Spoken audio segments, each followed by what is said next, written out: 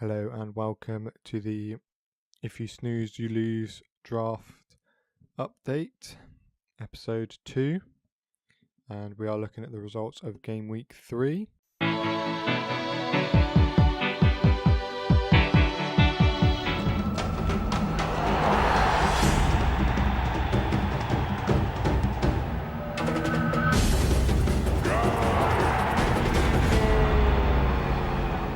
Hope you all enjoyed the first episode that brought you week 1 and week 2. And hopefully we can have a bit more fun with this episode. So yeah, let's get going.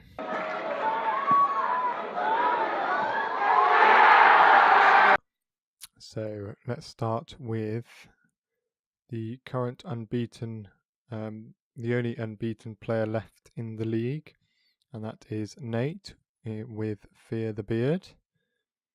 He managed to come on top against Max Lee, current champion, by a total of 16 points. So let's start with the main team. So we have Alisson in goal with 6. As Liverpool sort of strolled to a 1-0 win against Brighton. And if you haven't seen, I'll find the clip when he flicked it over one of the I think it was Knockhart.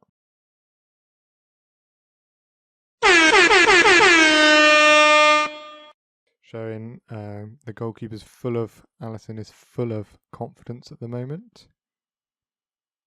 And we had Ericsson, who helped the drubbing of Man United for Tottenham. He also had 6 points. Clicked on the wrong thing there. Let's have a look. There we are. That's better with his 1 assist.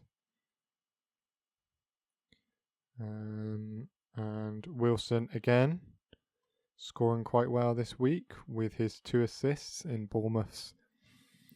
It was a comeback, wasn't it, against Everton?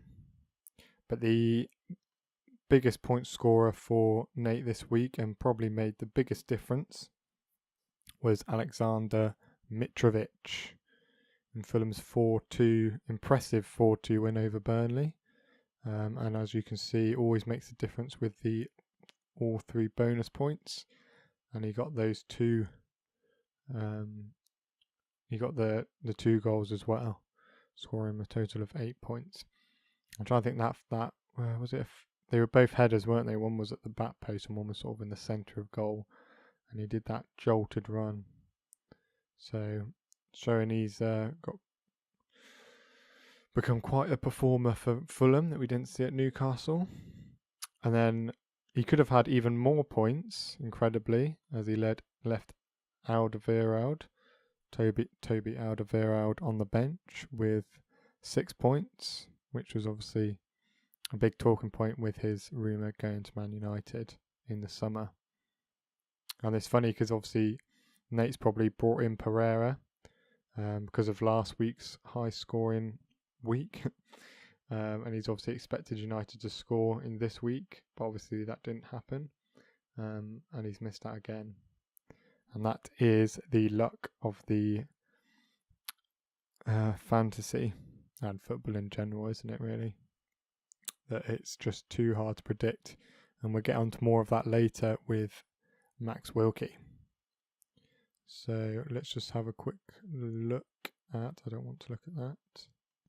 Let's have a quick look at Max's team, who was just a quick look at who was his highest scorer.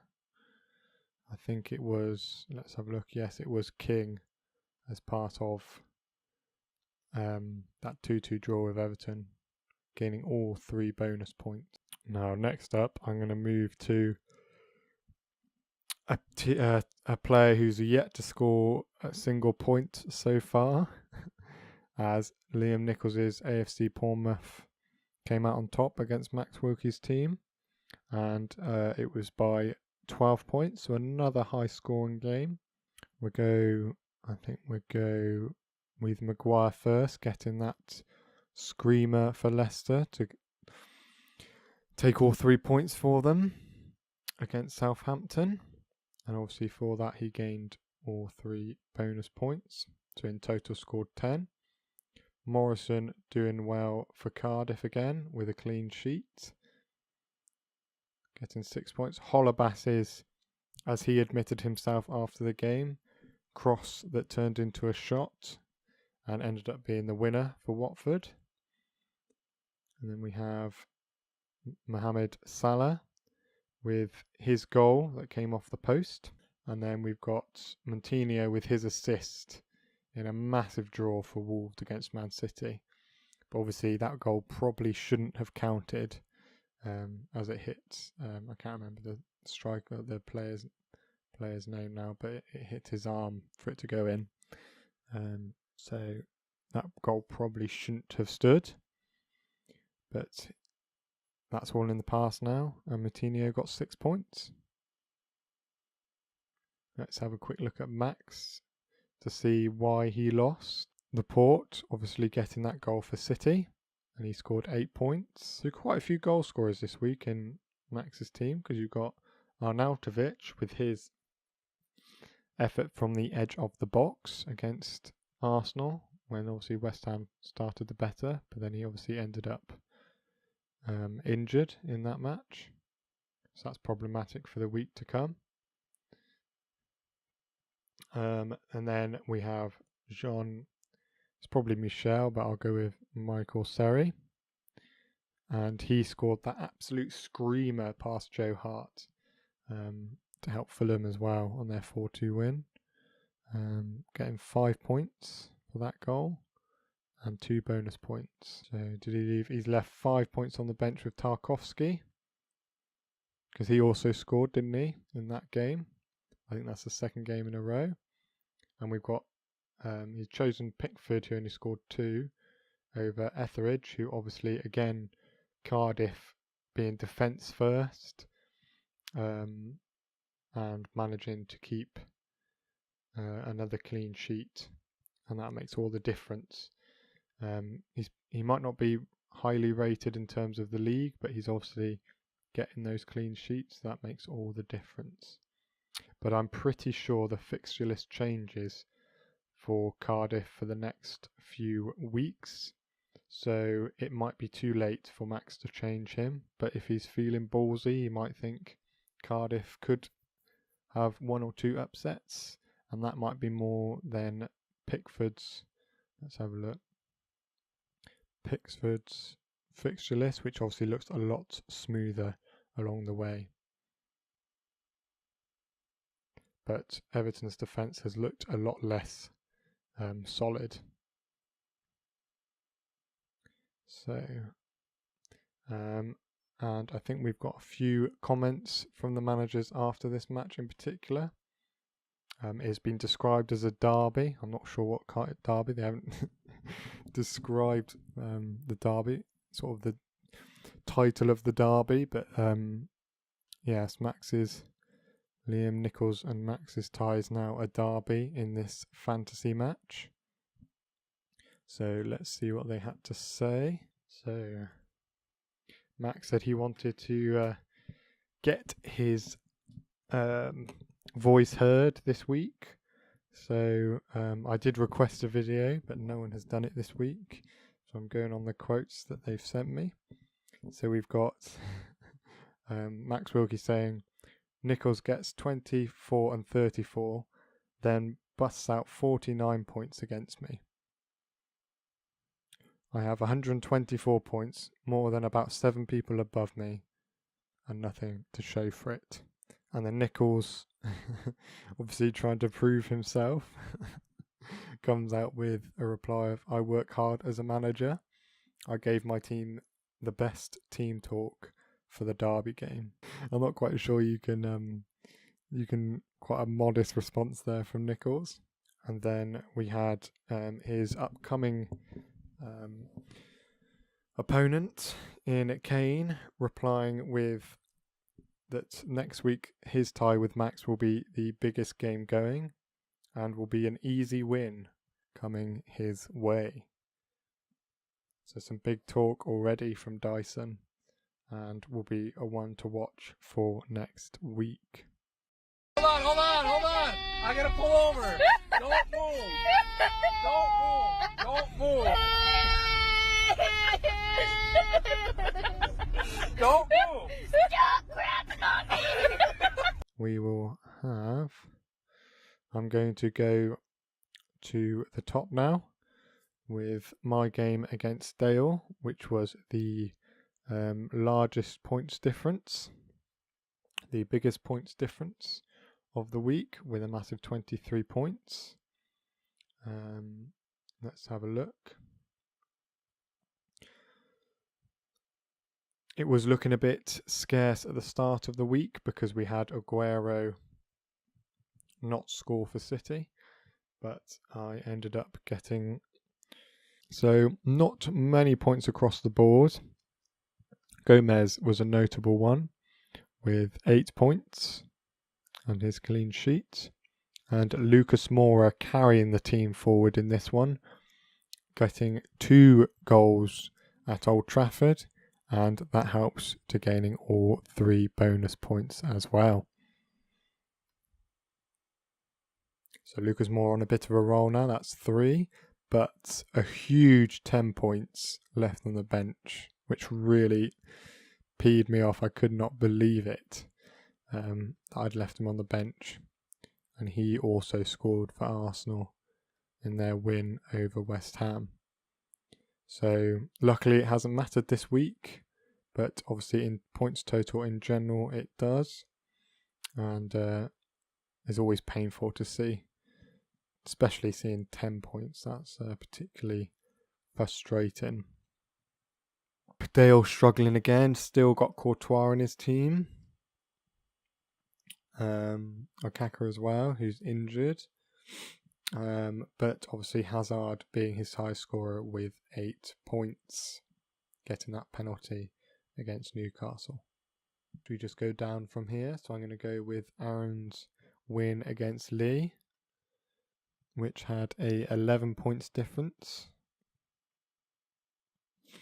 So his high scorer from the back was Aki with 8, who scored in that win after it was saved and came out to him at the corner late on. We had Kane scoring that goal, and then obviously ended up suffering a skull fracture, a hairline skull fracture, but apparently is on the mend, which is good to hear. And he gained all 3 bonus points for that, for his performance. We had Gundogan, who assisted for Laporte's goal and gained all 3 points, which is an interesting one. And then Iniacho gaining 3 points for an assist. Just knows Aaron still has Lanzini, which is a problematic one because he's out for the season, I'm pretty sure. So that might need to change soon. And Lee's high scorer was Alonso, as he assisted both goals in Chelsea's 2-1 win. Obviously winning the penalty, being one of those assists. What's the next one? The next one we have is Jack Stewart versus Joe Nash, which is convenient because Joe notified me that Jack's reference, his team title, is a pun on a band, and Jack later informed me that it was a band from Hertfordshire called Enter Shikari. So that's quite a neat reference, but obviously a very niche one if you don't know. But there we are, just that I standard corrected. And we have Joe winning this one by 5 points. And who was his biggest players? So we've got Walcott with his goal, which was from a very tight angle and started Everton's and was the first in the game in that draw. And I think he obviously ended up sending off, was it Smith, Adam Smith, that got sent off for challenging him later on in that game. And I think he only got sent off because of Walcott being on a similar side to which he scored. So obviously normally that's not a great scoring opportunity, but I think because Walcott scored from that position earlier on, that caused for the red card. But obviously that's out. That's a very subjective position. And then the biggest difference here is Harry Kane getting his goal against Manchester United and those 2 bonus points, and he got an assist as well. So that made a huge difference, and that brought a total of 10 points from Harry Kane alone, bringing Joe Nash's team forward to win this week. Let's just have a quick look at Jack's team, who scored well for him. So very consistent on Jack's, but obviously lost 2 points for the red card, Richarlison's red card. But in the same game had Pereira's goal. And Van Dijk obviously with his clean sheet also scoring 8 points. So I think the last game of the week is Kane versus Luke, which was one of the closest games of the week, if not the closest. Yes, it was, with a 4 points difference. So let's see who made the difference for Kane. And it looks like Trippier at the back with the 11 points, with not only a clean sheet but an assist. And I think that was from his delivery to Harry Kane's goal. We've got Jan Matt with his assist as well. So it seems, and all 3 bonus points. So Kane's done quite well in terms of assist points. Again, another assist for Philippe Anderson. I think that's everyone this week. So obviously some big talk. This week brought a lot of tension into the league, with the sort of usual frustrations for many managers this week, and I think 3 still remain with no points. So a big week for Luke, Dale and Max coming up in game week 4. But yes, so far the biggest performer is Fear the Beard, Nate's team, who are still unbeaten with 9 points and 151 scored so far, goal difference. We have Max in second and myself in third. But obviously 1 to 8 all with the same points. I think 3 players have been, if you're interested from the scout, have picked Jesus, Pereira, Walcott and Tony Gross as game week 4 standout players to watch out, and I'm pretty sure these are all owned by fellow managers. And obviously very interesting that 4 out of the 6 games were won by the away team. Let's just have a look at next week. So game week 4 has myself against Nichols. Max could get his first points against Kane at home to Kane Dyson. But Kane has obviously come out strong with him thinking it's an easy win. So we'll see how that ends up. We got Luke's team against Jack, looking again for his first points of the season. And then we have Joe Nash against Max. And then let's see if Nate can continue his unbeaten record against Lee.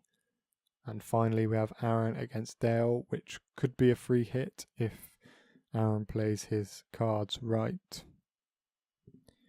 I don't think there's anything else I need to detail this week, lads. So obviously if you want to send any videos or any messages to me to include next week, please let me know. And I'll see you all next week.